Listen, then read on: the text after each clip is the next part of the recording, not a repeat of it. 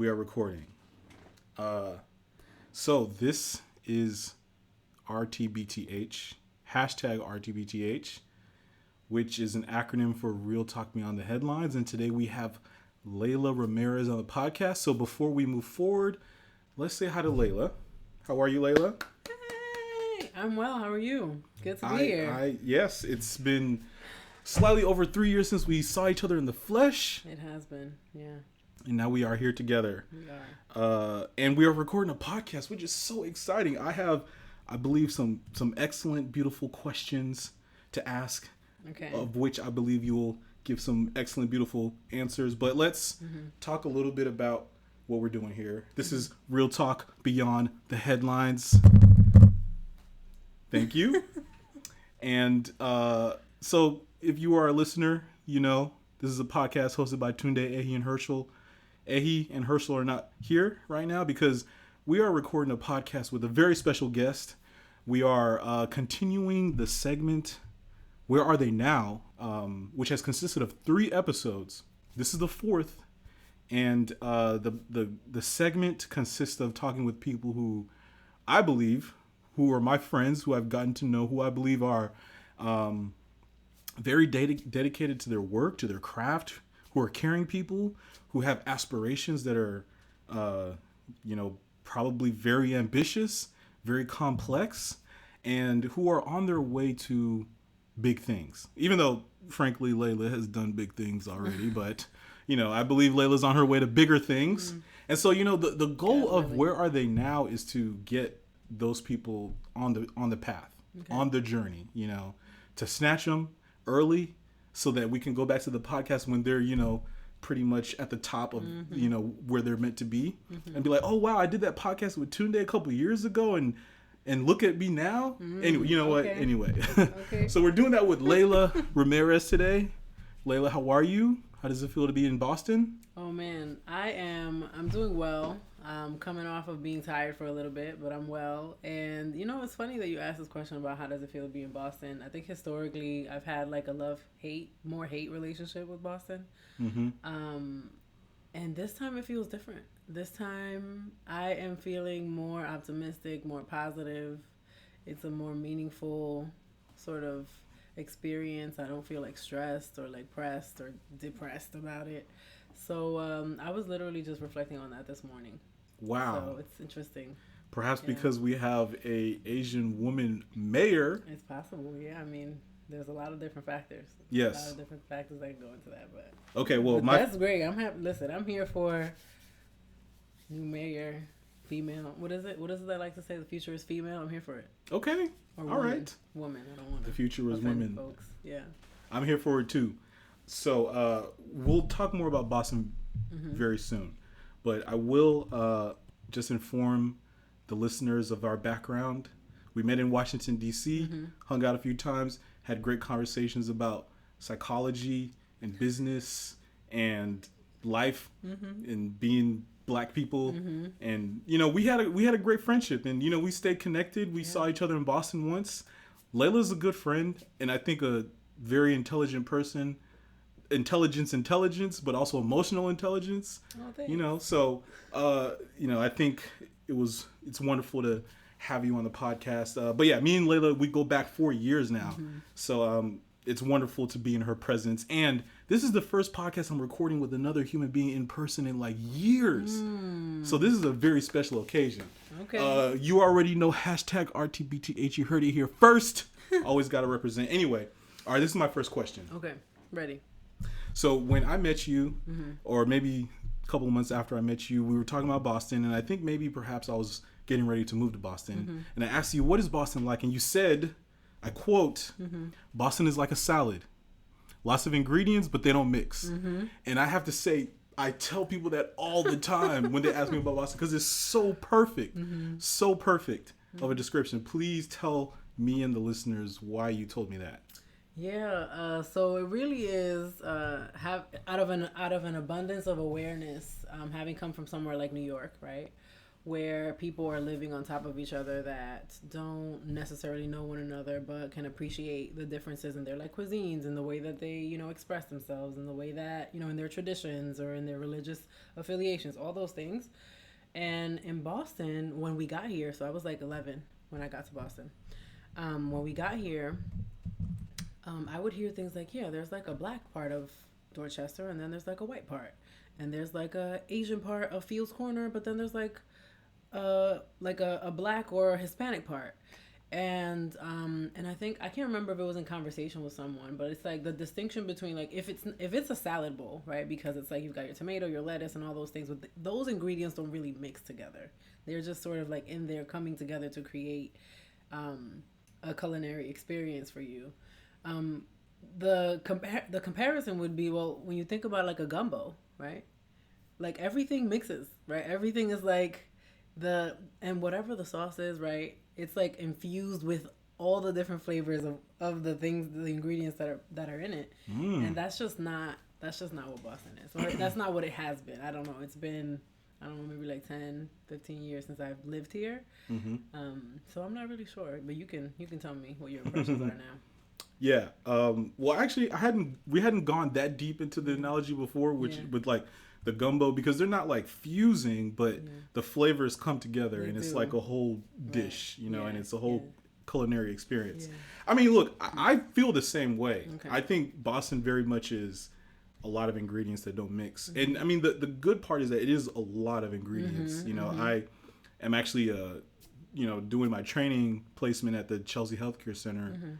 Chelsea is a city that welcomes a lot of immigrants from all over the world, a lot of Central American, South American immigrants, but also I believe a good number of Africans, you know. And so I get, you know, a lot of my clients are pretty diverse people. And I'm like, all right, well, you know, it's here, Dorchester too. You know, a lot of Vietnamese people in Dorchester. I think Boston is very diverse, but you know, you see where I live. And frankly, it's a lot of the same around here. A lot of fair-skinned individuals wearing Patagonia jackets. That's right. And frankly, you know, I interact with a lot of these people in my work. I think, you know, they're great people. They've, you know, and when I say these people, I mean, I suppose I should just be forthright and say a lot of white people, you know, somewhat waspy people. I mean, a lot of these individuals have helped me achieve my career goals. They're wonderful people, but it's just like, you know, like they're never actually speaking to people of color or immigrants. You know, they're not actually like hanging out with these people, not embracing and enjoying their presence and their souls, which seems different from New York, I guess. But I'm kind of still on the same page, even after my couple years, as you are. Yeah. I mean, in New York, it's not perfect, but that was my reference point coming here, and I just knew it wasn't that. Yeah. Well, so the other side of this conversation, sometimes when I tell my friends that I actually love Boston, I love it. I tell people, let me know what you think of this analogy. I tell people it's like New York, but without all the very best and all the very worst of New York.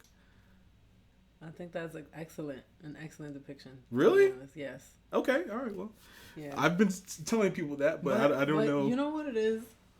As you were saying it, I was like, wait, okay, I can get down with that, right? Because precisely what you're appreciating, having been accustomed to like moving a mile a minute in New York, like I always felt, this is going to sound really bad, but you know, I keep it, you know, unfiltered. I really felt like in Boston, the target is really to just be just above mediocre, as opposed to striving and reaching for the stars, right? Like it's okay, like it's satisfactory to just exist, but not exactly to maximize, right? And that I'm not casting any shade on folks who come here, you know, to pursue advanced degrees and things like that. And that's not like, I'm literally speaking about my own experience, not trying to come down on anyone else. But that was the struggle that I had, was that I felt like, for example, right, everything here closed at 2 a.m. I came from a place where things were open until 5, and even after 5 a.m., that's when everything else that used to be closed is now open again. And so you're really up all 24 hours of the day if you wanted to be, and there was always something to do. It feels like Boston has a bedtime, right? And in my mind, I'm like, well, why would you have a bedtime if there's so much life to live? There's so much stuff to eat. There's so many places to go. There's so many people to meet. Right? So it just, for my 11-year-old to maybe 15-year-old mind, I was like, it's just not enough, is how I felt. But there is a lot here, right? To your point earlier. Yeah. And there is a lot to love, I think, of Boston also. I mean, I think now that I'm older and I'm considering, different life decisions, right? Like settling down and having kids and stuff like that. Mm-hmm. I see how the pace of life in Boston would facilitate a much better like experience in terms of not being stressed and stretched, right, as a parent.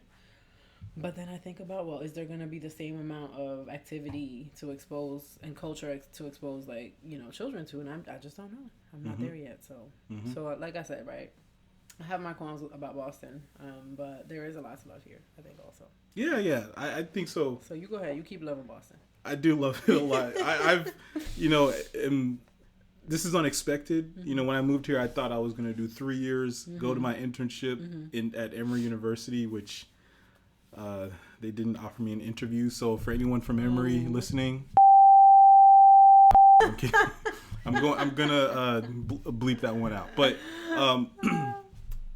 but now I'm like, I mean, look, I don't know if I want to stay in Boston super long term, but it's a good city. It's been good to me. I would like to ask you, we can move on to Boston or move on from Boston after one more quick point. But so a lot of my friends give me slack about Boston being racist, and I mean, this is something that's written about, it's a pretty, like common popular talking point. I think a couple years ago, there was a, viral sketch from the Daily Show with Trevor Noah about Boston being racist. Maybe that's what it was. Yeah, I think it was the Daily Show. And I'm like, whatever. I'm not gonna. I don't really land on one or the other side. But my question is, oh, by the way, there is a group called Black in Boston. It's a membership. Oh, yeah. I haven't joined it. It might be a little bit exclusive. Hopefully, Boston All Black. Right? Yeah, Boston All Black. Yeah. Sorry, I messed that one up. But so what is it like being Black in Boston? Well, because I don't know what it is to be anything else, right? I identify as Afro-Latina, and so I do know what it is to be like a Latina in Boston as well, right? If we can separate our identities that way, I'd say the best way to describe that is to offer a reference. So when I think about places like New York, when I think about places like Philly or Atlanta, when you look around, there are Black people in leadership, Black people that have ascended to like the highest offices when we think about local government. There are Black people who own tons of businesses. There are thriving boozy brunch communities. There are communities, affluent communities, right? Where, and also DC is another one of those, right? Affluent communities where it's like, oh yeah, that's where all the like affluent Black or people of color live, right? I don't know where that is here. Yeah. I don't know where that is here. Feel that. I also, I think it was comical, but I was also appreciative of the fact that when I came back to Boston to go to school to do my master's, there was a group me. It was a group me, Young Black and Social, I think is what it was called. Yes. I don't know if it still exists. I'm a part of it. Yes, it still exists. But my point is that is what exists in lieu of those really thriving young professional Black, aspiring to affluence, those communities. And so what we have are mechanisms. Well, that community, that sort of like critical mass of people who all are sort of like influencing policy, influencing neighborhoods, influencing different businesses, and essentially like the complexion of Boston is missing to me. So that's how I would answer that. Okay, well, that is a good description of where Boston is lacking. I do, like I said, I think it's a pretty diverse place. Yeah, they don't mix, but there's a lot of diversity in terms of ethnicity, people from different parts of the world. So, I hesitate to say that Boston's racist for that reason. Like, I mean, Okay. you can go find people of color, might not necessarily be like where you want to live or, the communities you want to be a part of, but they're there. I mean, but I agree with you. I mean, Atlanta is the mecca. If you listen to this podcast, we love Atlanta. So the mayor of Atlanta, who was recently elected, is a black man whose name I don't know, unfortunately, but I'll put that in the show notes. Go look that up. The former mayor was a black woman. The mayor before that was a black man. It's just like, this is the standard. It makes a difference. It matters. Yeah. Yes. And DC, where we met, a pretty great city, although I was ready to get out, but okay. But same thing. The mayor's a black woman. I guess I've been a part of a couple group me's, and that's kind of a good networking. Getting to know people who are young professionals who are maybe of a similar mindset, like-minded people. But it felt, but like you said, boozy brunch, like that was like you can go on Eventbrite in DC, and it's just like, like Caribbean boozy brunch. Hello? Or it's just like endless numbers, and it's like, there's places you could go. And perhaps that's part of the Boston wanting to, you said 2 a.m. We could probably call it like 11 p.m. Okay, all right. When Boston wants to shut down. Good seriously. luck trying to find something of substance, something healthy to eat. Exactly. After 10 p.m. Yeah, that's very true. Perhaps that's part of it, but you just don't get a lot of that. Like all the Caribbean people get together and like we're gonna go to brunch, or we're gonna do like a mini, or it probably is happening. Maybe I'm just not aware. It happens. I think I would say it probably happens along the lines of like micro communities. So like people who go to the same church, or people who were the group of like Black people that went to the same school, right? And so their parents and their, sort of families have now sort of become like a sort of micro community of the broader community. Yeah. I went to a high school here that was predominantly, I would say, people of color. And I mean, I had classmates, but I didn't really walk away from there with like white friends. And as far as I was concerned, like, I mean, I never really experienced, or maybe I was just not attuned to how like racial, right? Some of like how racial Boston can be. But as a D&I practitioner now and understanding some of these more like the more technical definitions of these things, like it's not a question to me. It's not a question for me as to whether there's like there are institutional barriers.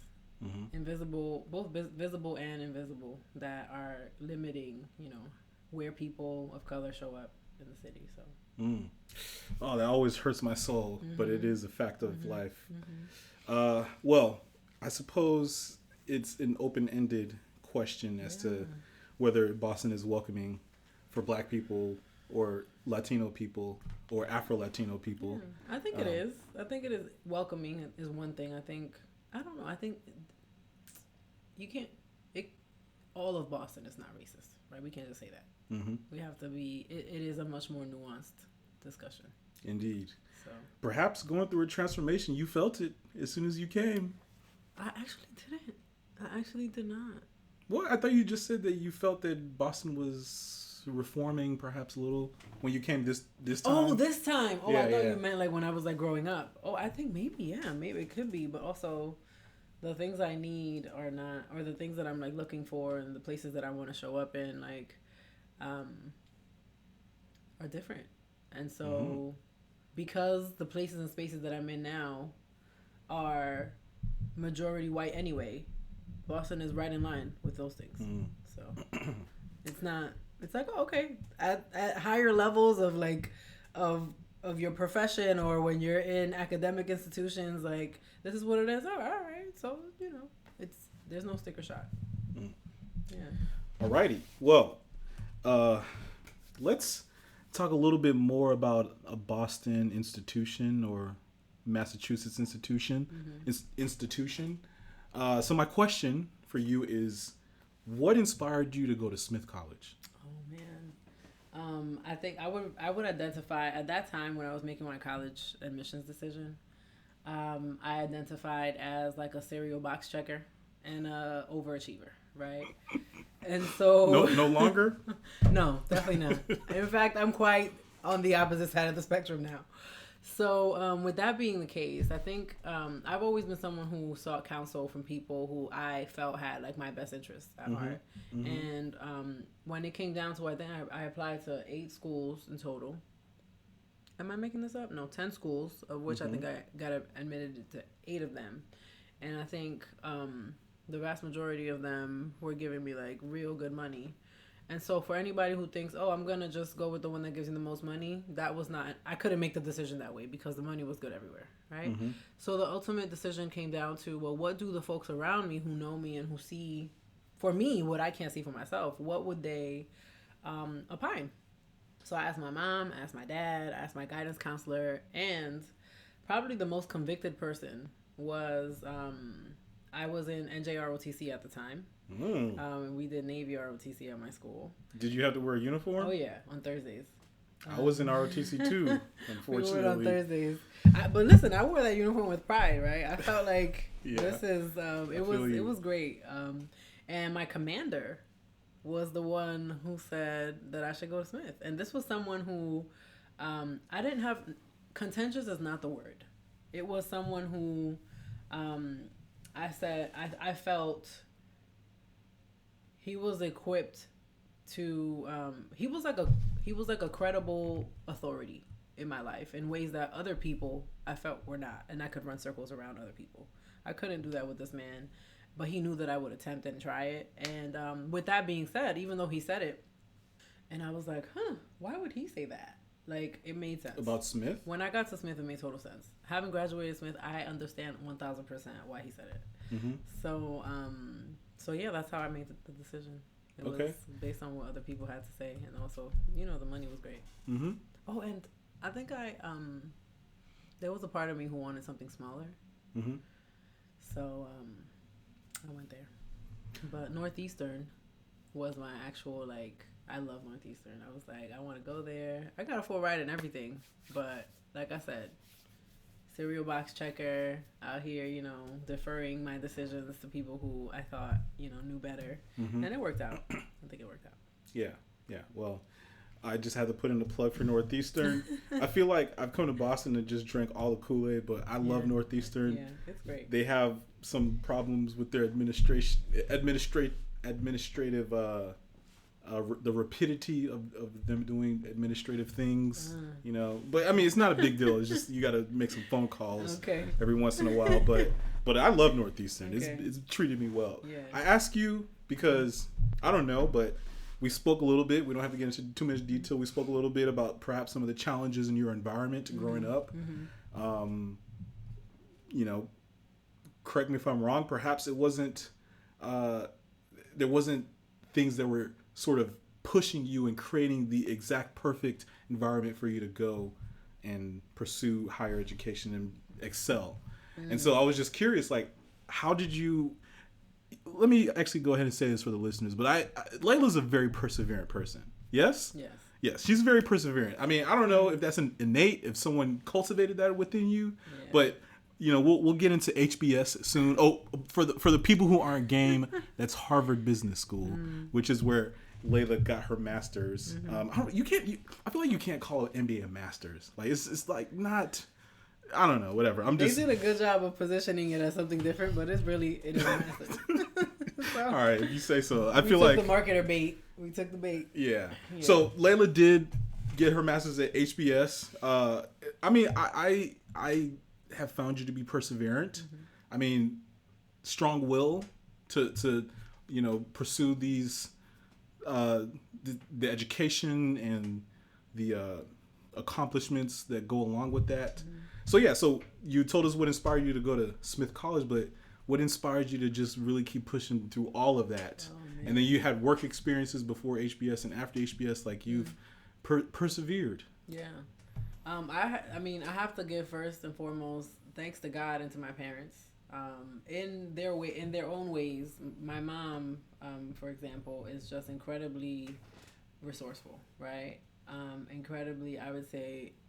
I mean, really nurturing, and she is probably the reason why I am, at least at this point in my life, super convicted and being unapologetic about who I am and what I need, right? And making sure that I'm holding folks accountable to either giving me what I need or moving out of my way, right?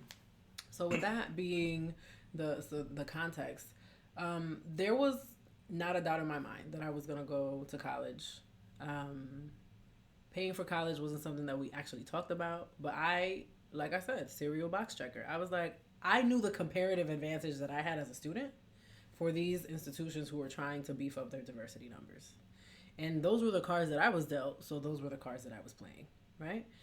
And I didn't have any qualms about that. I also understood that having gone to an exam school here, I felt like I was prepared academically, and my mindset was a growth mindset. One of, like, if I don't know the answer today, okay, I just don't know it yet. Not that I'm never going to know the answer. And if I so choose to put my mind to figuring out what the answer is going to be or is, then, you know, if I actually decide that I want to do that, then I'll probably get it done, right?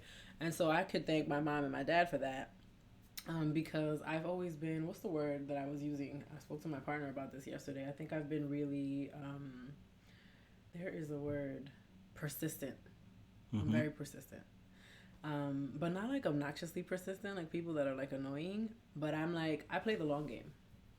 And if I haven't found a way in, I just haven't found the right way in yet. But I'll find a way in, right? And so so with that being sort of like the spirit of like going to college, to me it was just like, all right, well, you just do your homework, you show up in class, you submit your assignments, and you will graduate, right? If getting the degree is what the end game is. It was a formula.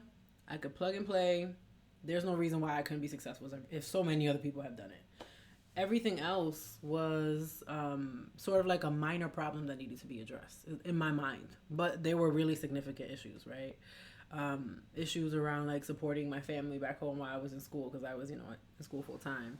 How am I going to sustain myself over the summer? Where and how are we going to eat, right? These are things that were in my mind, right? Not just me, but like my mom. Thankfully, I have a brother, and he and I have been going through every level of school to a certain extent at the same time. And so I never really felt alone. I never felt like if I didn't know, between the two of us, we could figure something out, right? Sometimes I was the first, sometimes he was the first. And so having that, I would say, thought partner, and then having a nurturing environment in my parents, and then, of course, you know, being able to play the hand that I was dealt as it relates to being a I would say, a smart choice for schools, right?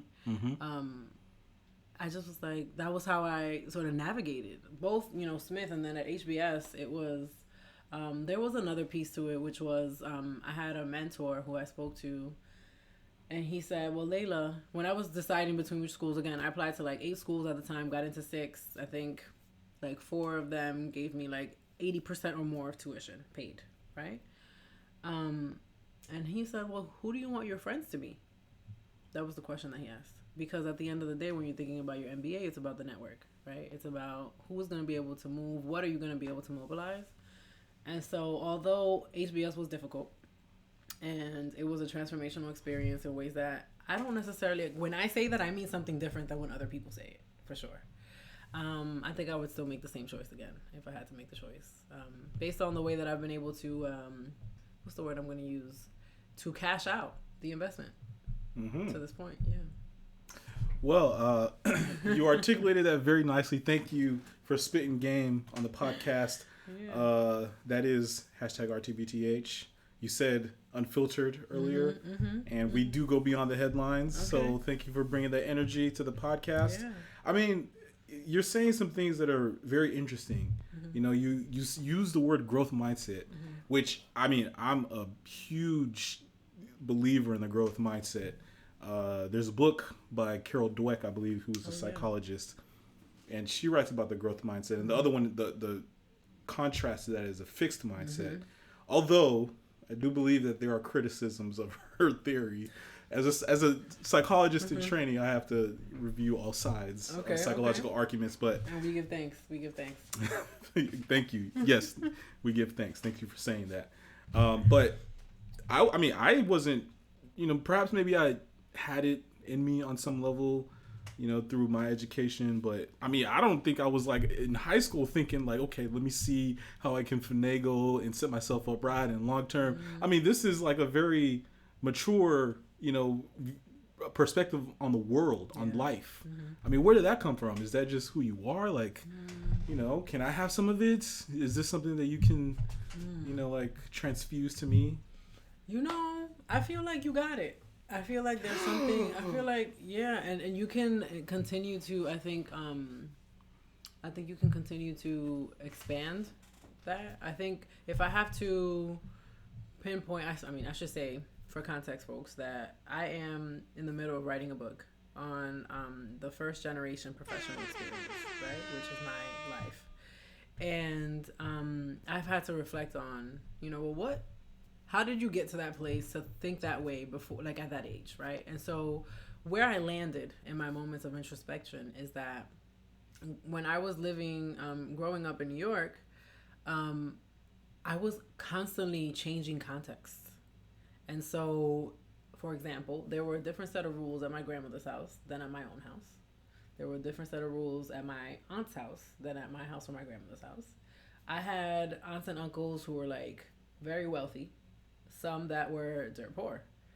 I had people who were English speakers, others that didn't speak English at all. My grandmother, God rest her soul, passed away and was unwilling. She was in New York living in the same apartment for 38 years and was not willing, right? Right? She was holding on to that. And so having to, the term that I use is like having to be cognitively flexible in that way, to be able to navigate, well, how do I, like, what part of myself needs to lead here? Or what is going to be the perspective that's going to unlock, this interaction? That just means that you're always making plays, right? It's almost like being a point guard on a basketball team, right? You got to know who is going to show up in which context, right? In order to be able to truly get to the goal. And for me, I have like I like to say that my family, like all of my uncles have like gone to school. They came to, I think most of them came to the U.S. With degrees. Others earned their degrees. My mom went to college but didn't do a 4-year college. And I have an aunt who pursued her bachelor's degree after having graduated and had gotten a bachelor's in DR when she got here, like while I was like alive, right? I saw her studying, I saw her going to class and all these things. Mm-hmm. The point of all that is to say that they, like, being just above mediocre was not an option. Mm-hmm. Not going to school, not an option. Not being a person of character or of substance was just not an option. And so the question is, well, if I can't do what people on the block are doing, right, then what can I do, right? And so my curiosities really were just about, like, what are the different ways to succeed, mm-hmm. right? Mm-hmm. I would say we could call it by default, right? Because if the default was what I was seeing, mm-hmm. then doing anything that just wasn't what was around me, it was clear. It was clear what not to do. Everything else was sort of like up for grabs. Okay, well, Layla, you are spitting some hot knowledge on the podcast. Thank you for coming and, sharing, about yourself on the podcast. Yeah. First of all, being a point guard in your life, great analogy. Mm-hmm. Everyone should strive to be the point guard of their life, right? Yeah, I love that. Yeah. Secondly, I mean, cognitive flexibility. Oh my God, thank you for saying that. You have just unleashed my psychology nerdism. Oh, okay. So there's another term, psychological flexibility. Mm-hmm. I think they're mm-hmm. Interrelated. You could say psychology. I would say is comprised of emotionality, cognition, and motivation. Mm-hmm. So cognitive flexibility is very much in line with psychological flexibility. Mm-hmm. I don't know the research too much, but it's a very, very compelling psychological construct that can help describe how people succeed, how people stay healthy. Mm-hmm. So thank you so much for bringing mm-hmm. that on the podcast. Mm-hmm. Look, if you're ever on the podcast and you talk about a psychology concept, just, be prepared to get some at least 30 seconds of me just nerding out for a second. Come on now. But I tend to somewhat feel that way by myself, because although all immigrants are pretty diverse from typical American culture, I feel like, at least with my Nigerian parents, like it was just like the complete opposite end of whatever America offers. So I felt like I had to shift a lot, you had to shift your mind a lot. And I think, that eventually stays with you. It's sounding like, between different households, being bilingual, perhaps maybe even the shift from New York to Boston. Absolutely. So you have developed an ability to probably, put yourself in a completely different view, like even in your mind, mentalizing yourself from a completely different perspective or multiple different perspectives, which perhaps, I think you also show that with people in terms of empathy. Empathy, I think technically it means like putting yourself in someone else's shoes. So you have to like visualize, and you have to sort of like actually cognitively shift your thinking to put yourself in someone else's other shoe. Or if you're charting a career path, you have to know about the different ins and outs, and you have to be able to envision completely different outcomes. Yeah. And it sounds like this ability to kind of like, I call it envisioning, I'm not going to nerd out too much again, but some of my dissertation involves mental models, so we use mental models are very deeply related to visualization. Yeah. You have to be able to kind of like create a picture or some sort of landscape of what you're looking to ascend to or achieve. I will say real quick, doing too much of that could also be problematic. Like doing too much. You could get stuck in just the visualization part. Yeah, in the future, and just but that could be tough. So yes, thanks for sharing that. It sounds like that's been a pretty important part of your navigation of your career and relationships. Yeah, absolutely. And when you were speaking, there was one thing that it was a thought that came to mind, which I think is important. Being able to sort of like shift, right? Being able to sort of access a different either line of thinking or perspective.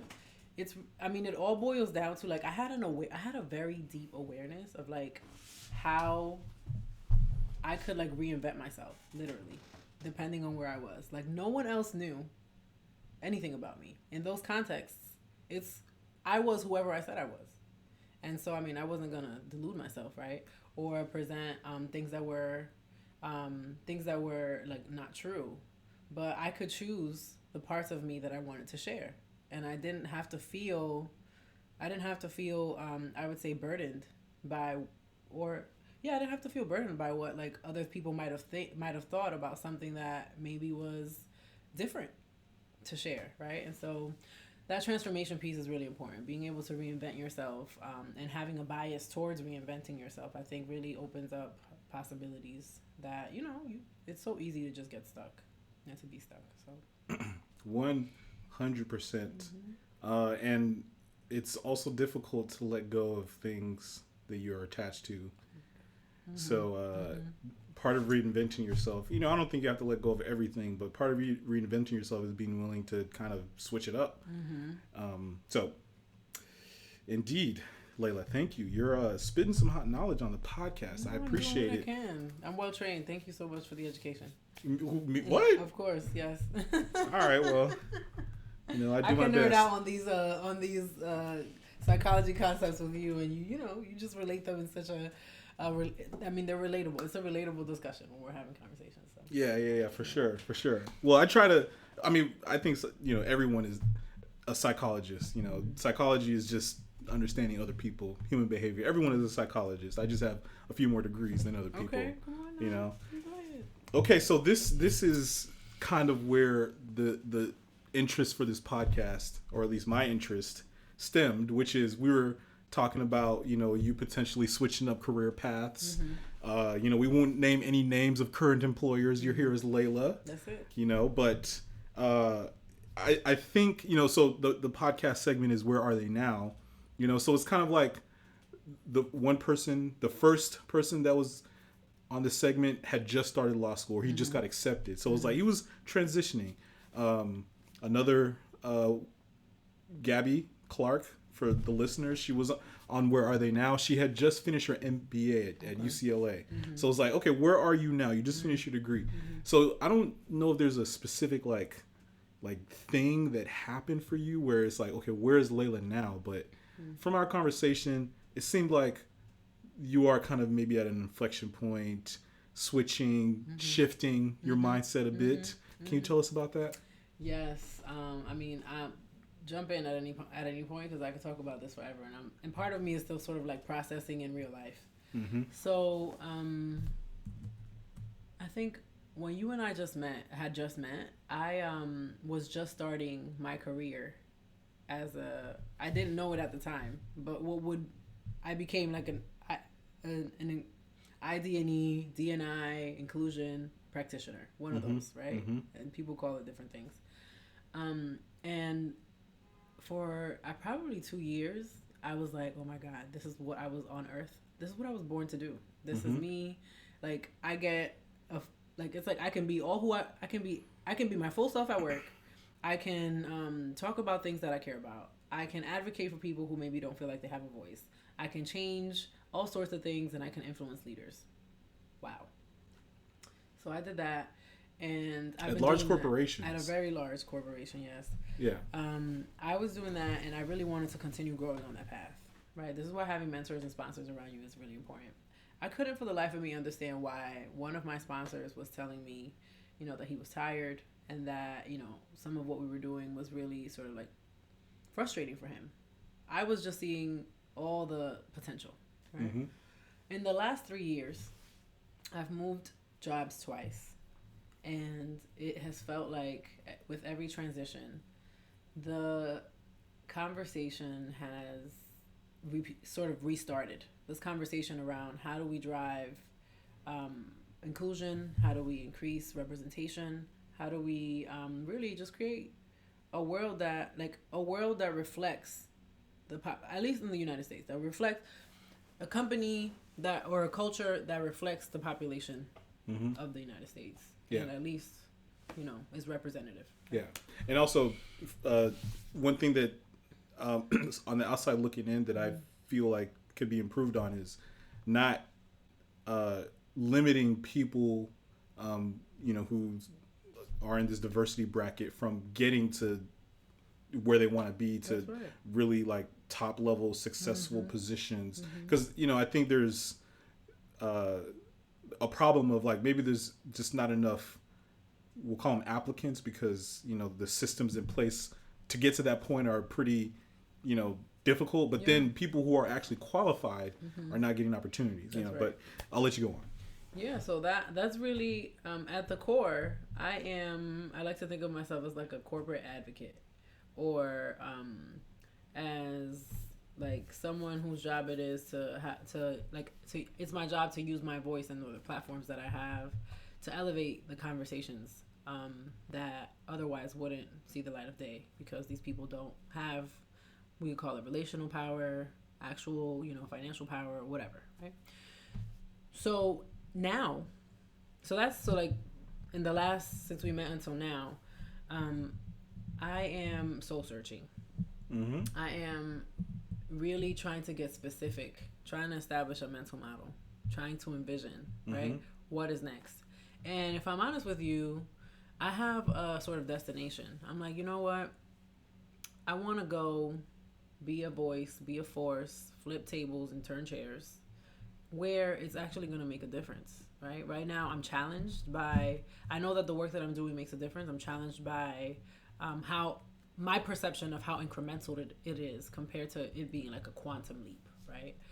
And so I'm going after where I feel like I could have like a quantum leap type of change or impact on things.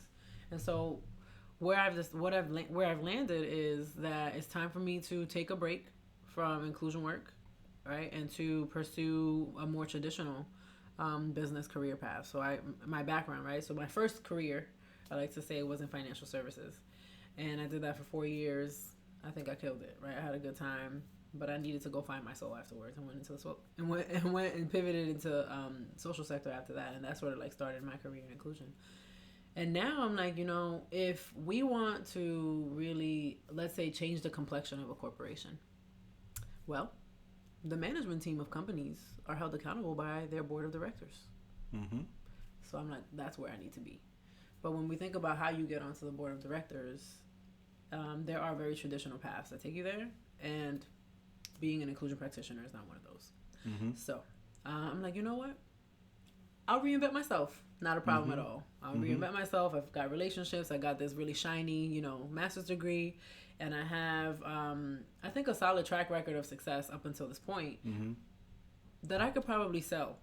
I could probably sell being a general manager somewhere, a business development manager somewhere, or even a product manager somewhere. So those are the sort of like angles that I'm considering now in a traditional business. So I'm open. And if you're listening to this podcast and you're in a position to hire people, right? I'm happy to talk. Okay. So that's where I'm at right now. Really trying to make a hard pivot back into like a core business function and to just be the change that I want to see, as opposed to like teaching, training, begging people to just be better leaders. I just want to.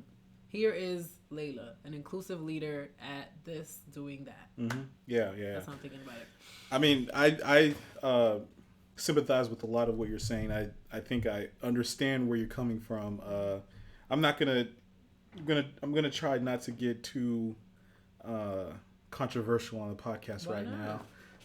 It's controversial. Because I don't think I have my thoughts fully formed, and I also don't want to get dragged on Twitter. Okay. But yeah, I'm somewhat skeptical of how things have played out with this shifting, I guess, national shifting in race relations.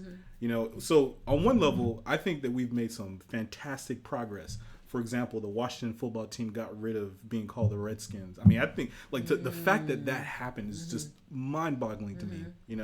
But one thing that I've noticed that doesn't make any sense to me, and perhaps maybe I've gotten in trouble for some of my views on race, and I attribute it to being Nigerian. Okay.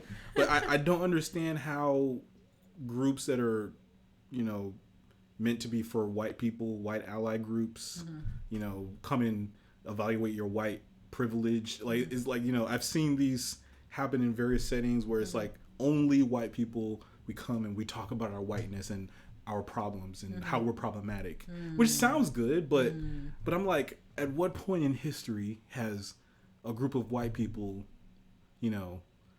trying to work on so-called white issues, or when has that ever been successful?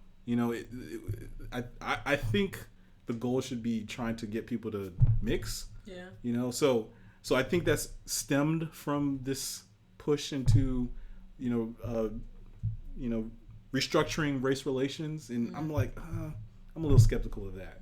Does that resonate with you at all? I mean, I understand where you're coming from, and what I can offer you is that if you consider, so you asked the question of when in history have white people gotten together and talked about their issues. Well, not just that, but when in history has it been like a whites only function that's been successful? The founding of this country, the founding of any academic institution. I mean, when you think about like the historical context of the United States, like maybe you and I can't necessarily relate to it because, we have. You're also Nigerian, right? I'm also Dominican, right? And so when I think about the leadership of the Dominican Republic, they look like me, they sound like me, right? So we have a different reference point. No one took us necessarily and brought us here and then said, you have to do what we say, where we had no input into that. So I think what I would offer you is that the beauty of these groups, right, even as controversial as they may feel, or as like triggering as they might be for some people, is that they're driving awareness, right? So if another white person doesn't tell a white person about their privilege, like they're not gonna hear that they're privileged from me, but they'll hear it from another white person, right? It's really interesting, right, how that works.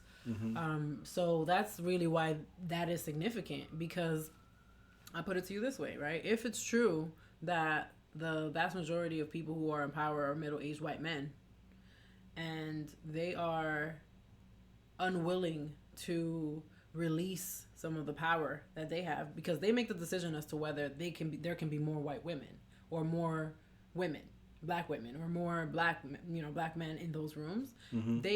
It is essentially like you have to be aware that you have the power before you can exercise that power. And so I think historically, white folks haven't really known. They haven't really been aware of the power that they have because they are existing in a bubble, right?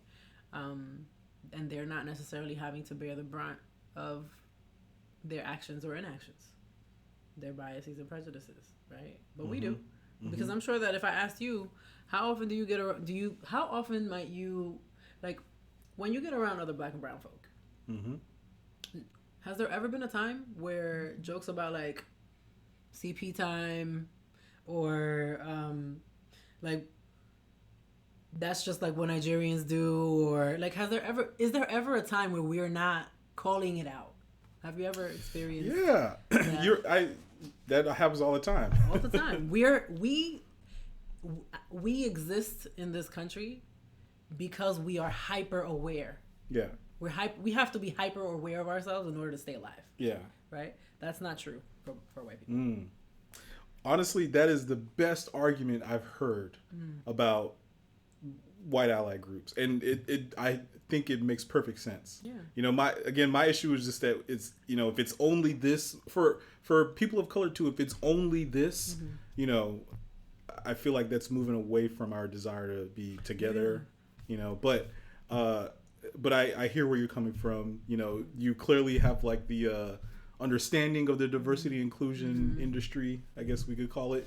Yeah. But I do also understand what you mentioned earlier about you're just going to live it as opposed to like, being on the side of like, trying to push it, I guess you could say. Yeah. But because you're potentially, I've said it before, but you're basically a CEO. Look, for me, it's I'm on my way. So I'm like, but yeah, that's like very impactful. One person that I follow on LinkedIn, who I feel like has sort of embraced her new role, or I guess maybe as of fall 2020. Her name is Erica James, and she's the dean of the business school at UPenn. She's a black woman. And I saw like the hiring, there was articles about it. I was like, that's tight, But I feel like it hasn't been like, oh, this black woman is now the, even though at the time it was like first black woman, but I like, she posts on LinkedIn, and she probably has a very sort of like her LinkedIn is for her job. It's not like, probably not just for her, but like she's on LinkedIn as the dean, as all people are in their corporate or their professional, their professional identities. But it's just like I see her posts, and it's like these events and graduation. I'm just like, she's just a black woman doing the job. Like, I feel like it doesn't have to be this sort of like racial social justice, I don't know. Yeah. I'm probably it's kind of like everything doesn't have to be racial, right? Yeah. And everything doesn't have to be political. Mm-hmm. But tell me who exists, at least in this country, where race and politics don't impact you. Yeah. The personal, the political, the racial, like, it's all the same thing. Mm-hmm. And it's not, and because we don't, like, it's not like we can just compartmentalize, right? It's not like I can say to you, hey, so I want to talk to the student in you, but not the Nigerian in you, okay? Mm-hmm. So if you could, like, keep the Nigerian aside and just talk to me like a student. Like, there's no world where you can speak to me like a student, right? And the lens that you have as a Nigerian doesn't somehow influence that, right? We just can't leave it at the door. But, like, to the degree that you're aware, you can, be more, let's say, not measured is not the word. You can be more strategic. Maybe it's strategic or measured, right? In terms of the things that you say, and you can maybe adapt what you're saying to whatever makes sense in the context. So really, that's. I mean, it's about awareness. It's like, if you don't, there's this. So I earned a coaching certification during the pandemic. Okay. Air horns. Yeah. They'll be coming on the podcast. And there's one phrase there's one phrase that I really like that someone said, and it's like, if you have to name it so you can tame it. Mm-hmm. If we don't name things because we're too afraid to call them racial or political or whatever, then we're just over here like, we're really not connecting. We're really not communicating. It's really dysfunctional. Agreed. So. Agreed. Well, perhaps you are on the cusp of some cutting edge innovation in the world of, diversity and inclusion. Mm-hmm. I think perhaps that's a little bit too limiting, but in corporate environments, like actually becoming the companies that they say they want to be and the people that they want to recruit. Mm-hmm. I guess you can be in the industry, mm-hmm. or as you said, you could be in the company as that person, mm-hmm. and just create those values in your mm-hmm. sort of like in your space, in your environment, in your sphere of influence. That's right. Or perhaps there's something new that mm-hmm. you are working on, perhaps in your book, which we gloss over a little bit, mm-hmm. but I mean, congratulations on even deciding that you want to write a book. Yeah. I personally think writing a book is probably the hardest thing anyone could do. Mm-hmm. So kudos to you. But yeah, perhaps maybe you're on the cusp of something new and innovative, and perhaps you're actually creating something before unseen. I receive that. I receive all of it. Yes. Okay. So we are pretty into this. We're coming up on an hour. Okay. But I do have a few more questions for you. So this one is, I mean, we've talked about it a little bit, but maybe it can be quick or long, up to you. But what is it like being an Afro-Latina in corporate environments? Oh my goodness. Well,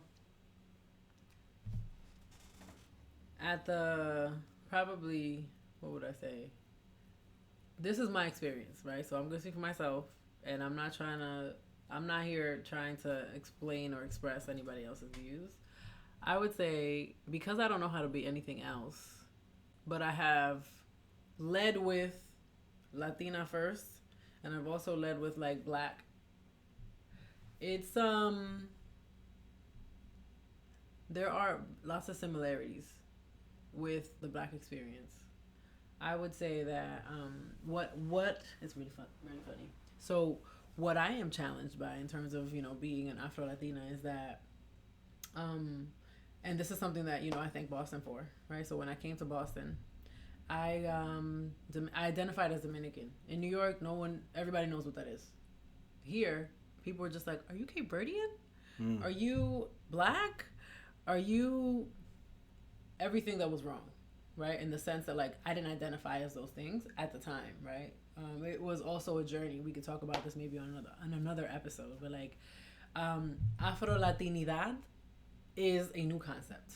Mm-hmm. Right? It was either you are Black or you are Spanish when I was growing up here. Mm-hmm. Right? And from as early as I can remember, I have a defiant spirit in me, which is part of what wraps into the perseverance and the persistence. Mm-hmm. And I just was unwilling.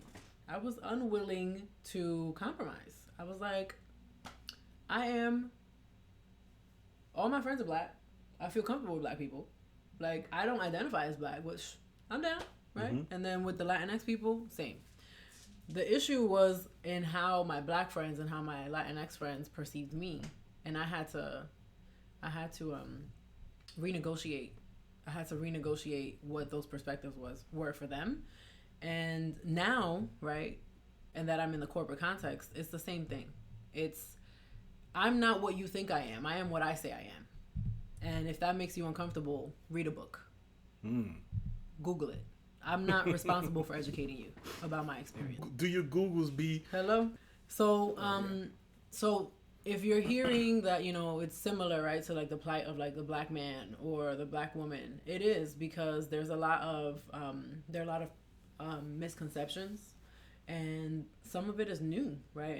And there's like not community, right? So, and I'll tell you, like in one of my previous roles, one of my closest mentors and sponsors excluded me from a Black event because he wasn't willing to see.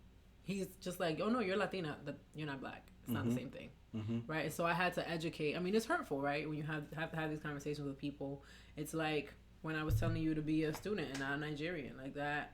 You don't want to be anywhere where you can't be who you are and all the things that you are, right? If 100%. You have to mute parts of you, it becomes exhausting and it's taxing.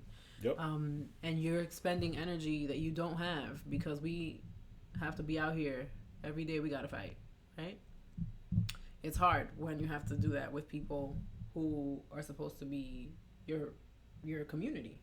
So it's now I feel like I guess the introvert in me is okay just being like a lone wolf. I'm not saying that I'm alone at work, but I will explain, I will educate if I feel like it. If I don't, whatever, right?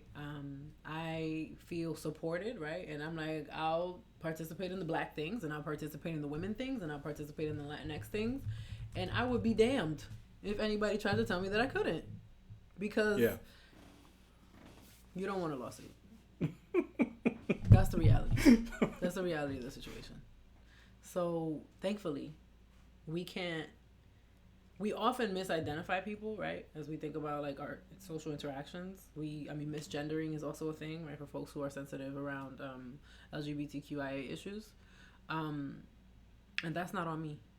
Those are your biases. Those are your preconceptions. And I am 1000% clear on like, I know who I am. If you don't know who I am, like I said, read a book or Google it. Wow, that's a very powerful perspective. Where you... But I'm tired. I'm here, and I'm saying it this way because I'm tired. Because I tried it other ways, and it's just exhausting. Yeah. So how long would you say that you've approached your professional relationships and interactions from this viewpoint, this new one? I think that I was empowered when I was leading diversity and inclusion at one of my last companies. I was empowered to share more of myself, and therefore, like, once you share with 30 people, this is how I identify, they will share with others that this is how you identify. Mm-hmm. So being empowered to share and to make myself visible and to be seen has made it easier. So that like it's like once you put something on the internet, for example, on Twitter, I mean, I guess you can take stuff back, you can delete things, but people have already seen it and screenshotted it. So you got to stand by it. And so every day that you have to stand by that, it's like, I'm going to use a technical term, you have less and less fucks to give. Because it's like, yo, that's what it is. So, right? Right? Shoulder shrugs. Like, what can I do? Like, yes, this is who I am. Yeah, well, you heard it here first on RTBTH. I think, perhaps historically for people of color or people from disenfranchised backgrounds who are not given all of the greatest opportunities and options for success, they probably had to do a lot of blending in and maybe had to dampen their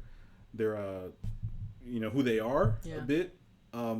It seems like we're changing, I guess maybe because of the industry I work in, but I've always felt like, I'm just going to be myself and, you guys can, go eat shit if that doesn't work for you. Big rocks. But I do also think it is a little difficult. I do think you do have to, again, have a mental shift. You have to have a lot of personal strength to know that, if you are in an environment that's not welcoming, that, you can persevere through whatever comes from that, or be strong enough to fight and stake your claim to this space. But I do think it is a very powerful perspective. I appreciate you sharing that on the podcast, and I will embrace some of that energy. Yeah. One other thing I wanted to add real quick before we move on is that this is why, because of the amount of energy that it takes and the amount of work, this is why it's so important that, you be who you are and not be and be unapologetic about it. Because when you allow yourself to be seen and when you allow yourself to be visible, right? It's almost like shining a light, and your light, to the degree that you shine your light, you create and you create the space, and you also give others the permission that they need to give themselves, right? You show them how to give themselves permission to do the same. Mm-hmm. And then, I mean, if we get to a place where no one is really trying to be somebody else, right? Yeah. Then we're all just who we are, right? So, I mean, I go up and down on like the amount of hope that I have around ever seeing that in my lifetime. Mm-hmm. But yeah, so that's one other thing I wanted to share. That folks be out here and do it. Like it gets easier for everybody if every time the one person asks for like I'm unapologetically me, it gets easier for everybody else who's trying to make that transition. So yeah, you're right. So if you create the light, it'll help others navigate these shadowy environments better. So right with the metaphors, let's go. Well, so real quick, I just have to say some things. You mentioned the introvert in you. Layla has shared book recommendations before with me. She's a great book recommender, but I bring that up because you recommended Quiet, The Power of Introverts in a World That Can't Stop. Sorry, I have to click the link. that can't stop talking. I listened to the audiobook. I was like, this is the perfect book for me. Yeah. Even though I think I have learned to be extroverted, and when I go full-blown extrovert, I feel like I'm probably like it's like I'm a different person, probably losing a little too much of myself. But yeah, I feel like I learned a lot from this book. So thank you. Another one that I haven't read yet, but I do think would be very important for me to read is Crucial Conversations, Tools for Talking When Stakes Are High, by Carrie Patterson, and The Quiet Book is by Susan Cain. So, Layla, thank you for your book recommendations. Okay, so I have two more main things, and we'll be done soon because this has been a bit of a long podcast. But usually, RTBTH, we can go 2 hours, we can go 3 hours. It's whatever. We got plenty to talk about. We got plenty of hot knowledge to spit. But one quick question. This is kind of just like something that I just, I don't know how you'll answer, but I think you'll have a good, interesting answer. So again, what is it like being in corporate environments as an Afro-Latina? But has it been different now that we're doing a lot of in-person stuff? Virtual stuff. Has these dynamics you've had to navigate, have they been different because of virtual environments? Ooh, it depends, right? I'm gonna say, to keep it brief, the introvert in me and the Latina and the Afro-Latina and the Black, like all these different dimensions of my identity, I think, are thriving in this context. But the reason is because I learned the corporate game in person. So the folks who are learning to be in corporate America in this remote environment are severely challenged because you are not participating in the informal culture of these companies, and so much. It's like the informal culture is really how things get done, because the formal culture is just sort of like a pacifier for everybody. So I think it's been better, right? So as an introvert, I just close the laptop and that interaction is done. I don't have to worry about somebody coming back afterwards and coming around my desk, and I hate that. Right? So that's okay. That's good. And then the same is true when you think about the energy drain of being like a Black or Latinx person in the corporate context. It's like you're not gonna, after an awkward interaction, you're not going to walk with me to wherever I'm going next to make yourself feel better. You're not going to apologize profusely for something that, like, are you really sorry for calling me some other Latina's name, but you probably gonna do it again next week? I don't know, right? So we don't have to carry those burdens for as long day to day, and we can transition, I think, a lot easier. So I think this environment has it's been there have been some pros, and then there's some cons also, because we understand that we need to be in person for folks to, because we need to control the narrative of, like, are we working the 8 hours we're supposed to be working? Are we building relationships? Is what we said, are the words that came out of my mouth what people actually understood, or are they repositioning that narrative in a way that is detrimental to me and my personal brand? So in those areas, I think, it's more challenging. And I'll be honest, I decided that I was going to unsubscribe from I need to build relationships on Zoom. It's exhausting to me. It's not, the depth of connection is just not there. And so I don't show up at the happy hours or the water cooler chats, the virtual water cooler chats. Like, I need to recharge. And because I don't have the in between meetings anymore to do that, and I don't have like the lunch to take on my own necessarily, because I also am working. I've been working in an environment with my partner who is also in the corporate context.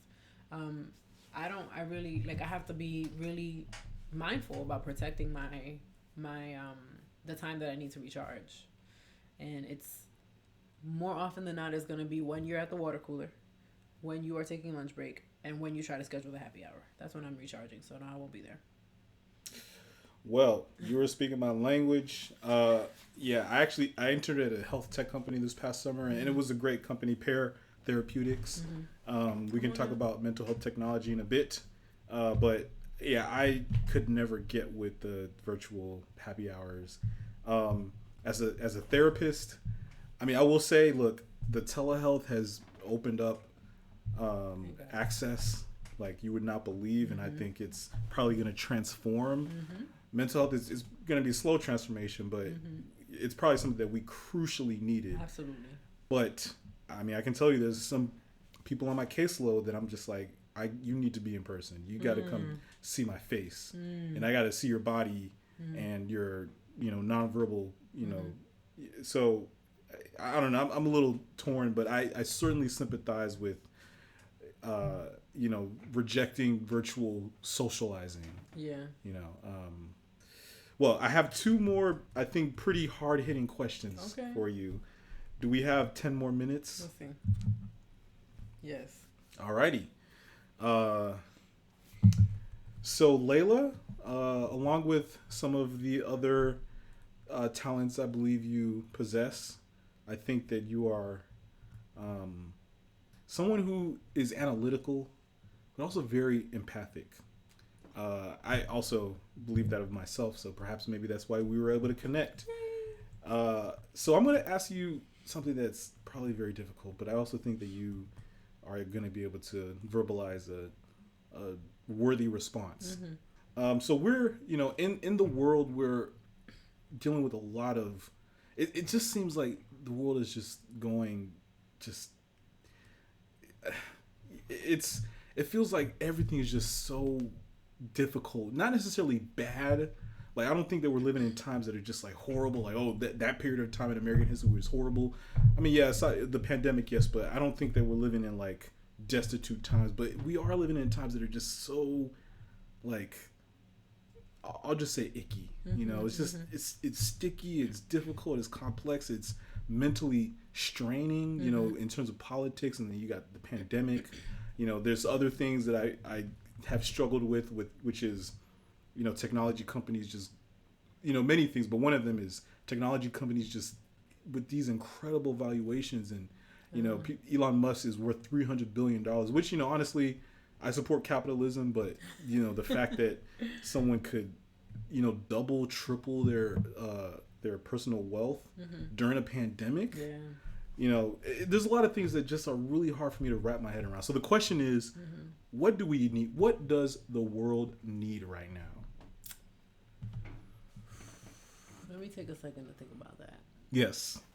As I said, maybe a bit of a heavy hitter question, but you know what, Layla? You are the person that I want to hear from about that. Okay. I'll put up some elevator music on this section. No.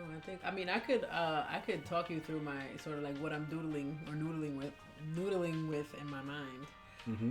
I think where I start is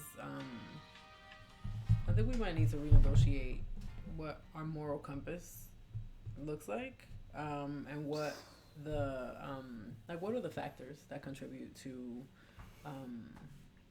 what it is to be like morally sound, right? And I think of that, in politics, in corporate context, and capitalism, across our, human services institutions. I think we need to go back to the basics of like, what is right? Right? Can we agree? Can we agree that like humanity, irrespective of like race, gender, sexual preference, orientation, that a human life is valuable? I think when we start from there, we might disarm some conversations that tend to be really contentious. So I think there's that. I think the other piece is, and I often say this along the lines of being empathetic, is we need to have an unyielding interest in finding our experience in someone else's. Like, our setting needs to be, I know that there's something about that person that speaks to my life or that is exactly the same as it happened in my life. Right. And I need to have a bias to discover what that is, because what that does is it draws us closer to each other, more connection, more understanding, right? I think we need to see each other, right? So if I am willing to see you and I am coming from a place of like, I know that there's something about you that connects deeply with me, if that's my bias, then you're more likely to accept and adapt and make room and make space for all the different parts of me, right? Which is really, at the end of the day, what we all want. We want to belong, we want to be seen, we want to be reflected, we want to be respected, all these things.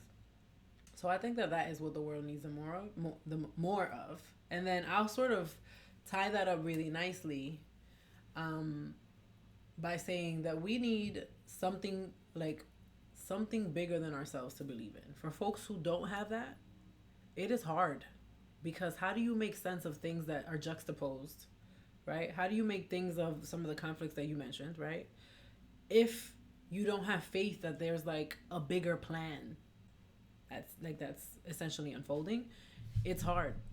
It's hard to, like, you might not have the mental model that's going to help you to get unstuck from a place that's like really hard to like to manage. So I mean, those are probably the two things that, I mean, I got there thinking about the being having a belief or a faith in something that's bigger than you, by thinking about like, we need leadership. We need morally sound leaders who are incredibly empathetic and clear about how important like a human life is. And not just human life, but like also the context within which human life exists. So that's the planet, the universe, and all the things around it as well. So those are my thoughts. Any questions, comments, concerns, efforts? Well, thank you for your comments. I mean, that I felt like you would have a very nuanced response for that question, but it's a quite a gargantuan challenge, which, so you're saying we should have leadership, but your earlier thought of sort of like reevaluating our moral compass, I mean, I think that is incredibly important.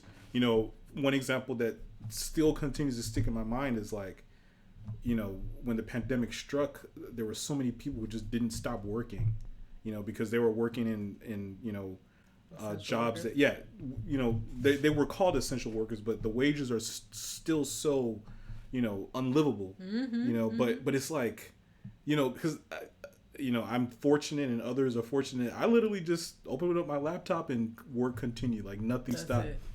Fortunately for me at Northeastern, even though the graduate student salary is not very friendly, like it didn't stop. It was just like, it was never even like, oh, maybe we'll have to skip one, or, it was just like, nothing changed, and I was very fortunate for that. But there were people who literally had to like really have life and death discussions with themselves about work and your family members. And, I'm like, so again, reframing the moral compass is like, if we find people who work in these positions valuable in a pandemic, is it only pandemic circumstances that we find them valuable? If not, then how are we going to reframe our moral compass? I mean, that's a huge endeavor, but it seems like leadership could help. You've never spoken to me about politics, but perhaps maybe you are the leader that we need. Oh man, my partner has aspirations in politics, so he's the person. Okay, I refer you to him. Okay. Well, I mean, I don't particularly want to work in politics, but I mean, I do have like visions of being a senator. Oh, okay. I want to argue with the people who claim to know what the law should be, and determine if we can piece it, piece it apart a little bit, decode what suppose these laws should be or whatever. But anyway, I will have to talk with your partner because there's some. I do enjoy politics a lot. Okay, good. Well, great. I'd love to hear you all have a conversation. Indeed. Perhaps another round of where are they now? Okay. All right. So here's the last question. This one's a little bit kind of fun, but also pretty serious. Layla, when I start my mental health technology company, will you be on the board of directors? Sure. Absolutely. Okay. Like, definitely. Like, it's so funny that you asked that question. Yeah, I would be honored. Okay, well, you heard it here first, RTBTH. You did mention earlier that, the board of directors is the influence that you want to have. So, perhaps, and when I start my mental health technology company, we have a ways to go, but I have many ideas, I have many thoughts, I have many aspirations, but perhaps, like I have friends that are like, I'm going to hire you. You don't want to be like that. You don't want to just hire people that or you don't want to just bring in people that to your your industrial projects, and projects that will influence other people, the world at large. But I think that you have everything that a potential director on a board should have. You have the understanding of corporate environments, profits and loss, and actually thinking about the checkbook. But with your background in diversity and inclusion, your understanding of what environments should be like for people to feel comfortable, to feel that they can thrive. And also, you're quite ambitious, so that's what I want. Cool. I want to the moon. That is my goal and my aspiration. Okay. Yeah, I'd be honored. Yeah, definitely. Okay, so it's been sealed. You will be on my board of directors for my mental health technology company. Let's go. Okay. All right. Well, that's it. I think that's all the podcasts we have for today. Okay. Thank you. Again, this is Where Are They Now? Layla just told us where she is now, and she, dropped some very, some very great tidbits, some hot knowledge, some hottish takes, lukewarm takes, and a very bright spirit that you have graced this podcast with. Any last words? Just thank you so much for the opportunity, and stay encouraged. Please continue to host folks on this podcast. I think we need to share our stories, and we need to, like I said earlier, be visible and allow ourselves to be seen, so that we can really ultimately hold ourselves and the people around us accountable to creating a better environment for all of us. So thank you for having me. Thank you for asking me to be on your board. I'm so excited. And just lots of love and appreciation. Thank you. All right. Well, you know what? That's a great place to wrap it up. #RTBTH. We're out.